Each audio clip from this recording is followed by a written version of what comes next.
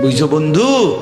একদিন রাত পহেলে দেখবা তুমি নাই, পৃথিবীবাসী জানবে তুমি মরে গেছো। পৃথিবীর তখন আলো ফুটবে, চাঁদও উঠবে, সিএনজিও চলবে, অটোও চলবে, দোকানপাট সবই চলবে। এই পৃথিবীর হই হুল্লুর হুলুস্থুল ব্যস্ততা, ধোকাবাজ এই দুনিয়া, কেউ থামবে না, শুধু তোমারে কবরে পাঠায়। ধোকাবাজ এই দুনিয়া, এই দুনিয়া প্রতারক, এই দুনিয়া কেউ থামে না। সামনের সিএনজি অ্যাক্সিডেন্ট করলো, পিছনের সিএনজি থামে না, ছাড়ি দিয়ে যায় না। সামনের গাড়ি অ্যাক্সিডেন্ট করলে পিছনের গাড়ি থামে না, ছাড়ি দিয়ে যায়। স্বার্থপর এই দুনিয়ায় কেউ থামে না।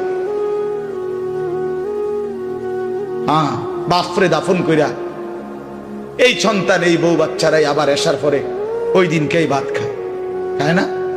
পেট বইরা খায়, লগের ঘরের থেকে আর আইন্দা আনছে, এরা ঠিকই পেট ভরে খায়। তো ওরা না কাঁদলো বিকালে, ওরা না দুপুরে কাঁদলো, কোন ভাত খায় খা। স্বার্থপর, কেউ থামে না দুনিয়া, আলো বাতাস সব চলে, তুমি বন্ধু থাকবে। আল্লাহকুমুত তাকাসুর হাত্তা যুরতুমুল মাকাবির। আল্লাহ বলছে, বান্দা আখিরাত ভুলে গেলা, দুনিয়ায় ডুবে গেলা, তবে মনে রেখো হাত্তা যুরতুমুল মাকাবির, এরই মাঝে কিন্তু একদিন কবরস্থানেই পৌঁছে যাবে। হ্যাঁ, কই পৌঁছে যাইবা? তোমরা কবরস্থান দেখো নাই ভাইয়া?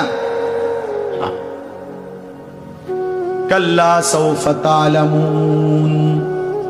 আল্লাহ বলে, কবরে আসলেই আমি বুঝাই দেব বান্দা আমার নাফরমানির শাস্তি কেমন।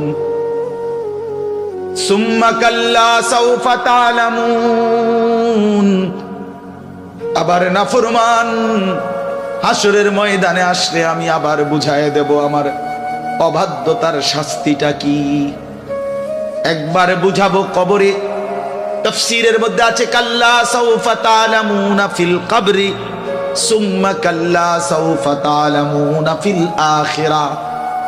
আল্লাহ বলে, একবার কবরে বুঝাইবো আমারে ত্যাগ করা, আমার নাফরমানি, আমারে সিজদা না করার শাস্তিটা কি। কবরেই টের পাইবা। ওয়া ইউকাইয়াদু লাহু মালাকুন আমা ওয়া আসাম্মু আবকাম।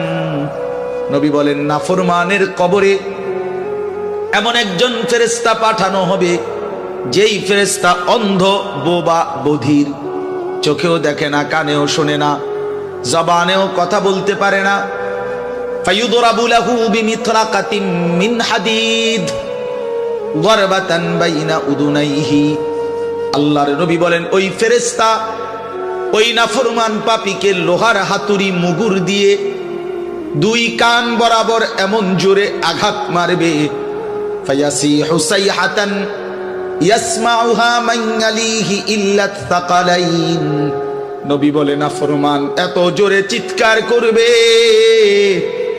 মানুষ এবং জিন ব্যতীত আল্লাহর সব সৃষ্টি শুনবে।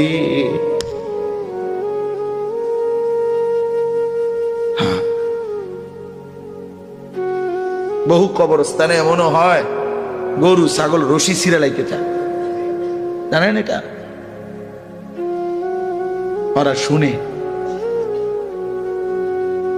ওরা শুনে কবরের আযাবের আওয়াজ, এজন্য রশি ছিঁড়া ফেলতে চায়। প্রিয় বন্ধু, কষ্ট পাইবা, এই অনিবার্য বাস্তবতা কবর ইমানদার হিসাবে অস্বীকার করার কোনো জো নাই। পাশ কাটাইবার কোন সুযোগ, এই দল কিংবা এই দল, আমি কিংবা তুমি, কেহই অনিবার্য এই সত্য, চিরন্তন এই বাস্তবতা, নিদারুণ এই সত্য, কবর, আখিরাত, মৃত্যু, এটাকে পাশ কাটাবার সুযোগ নাই, নাই। অতএব আমি অনেক নওজোয়ান, তোমরা মাশাআল্লাহ এই ভালোবাসা কি দিয়া মূল্যায়ন করে, এই মহব্বত আল্লাহর জন্য। তাইলে যেহেতু তোমরা পছন্দ করে ভালোবেসে আল্লাহর জন্যই আসছো, আল্লাহর কথা শুনবার জন্যই আসছো। আমি অনুরোধ করি তোমরা আরেকটু আগাও।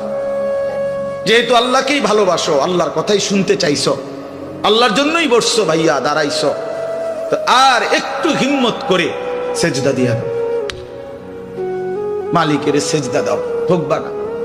আল্লাহরে সেজদা দিয়ে কেউ ঠকে না, আল্লাহর গোলামি করে কেউ ঠকে না। প্রিয় ভাই, নষ্ট হইও না। প্রিয় সন্তান আমার, নষ্ট হইও না। প্রিয় যুবক আমার, নষ্ট হইও না। মুসলমানের কিশোর, তরুণ, নওজোয়ান, আগামীর ইসলামের পতাকা তুমি হাতে নিও।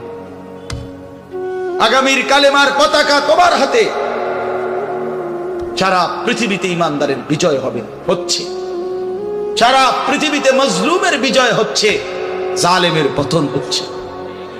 কোথাও সারা পৃথিবীতেই জালেম থরথর করে কাঁপতেছে। হ্যাঁ, সারা পৃথিবীর বাস্তবতা, শুধু বাংলাদেশ